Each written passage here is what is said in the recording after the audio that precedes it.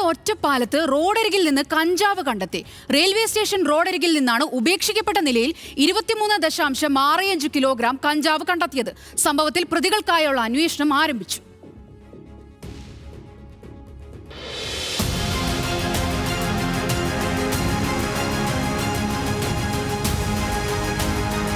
Ottapalam railway സ്റ്റേഷനോട് ചേർന്ന് പഴയ imperial തിയേറ്ററിന് സമീപത്ത് 3 ചാക്കുകളിലായാണ് കഞ്ചാവ് കണ്ടെത്തിയത്.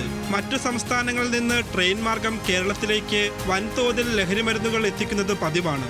നേരിട്ട് കൈമാറുന്നതിന് പകരം റോഡരികിൽ ചാക്കുകളിൽ കഞ്ചാവ് ഉൾപ്പെടെയുള്ള ലഹരി വസ്തുക്കൾ ഉപേക്ഷിക്കുന്ന രീതിയും നിലവിലുണ്ട്. ഈ സാഹചര്യത്തിൽ റെയിൽവേ സ്റ്റേഷൻ പരിസരങ്ങളിൽ പോലീസ് നിരീക്ഷണം ശക്തമാക്കിയിരിക്കുകയാണ്.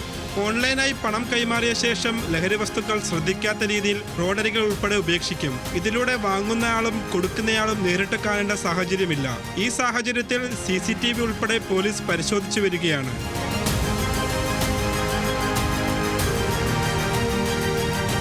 ന്യൂസ് മലയാളം, പാലക്കാട്.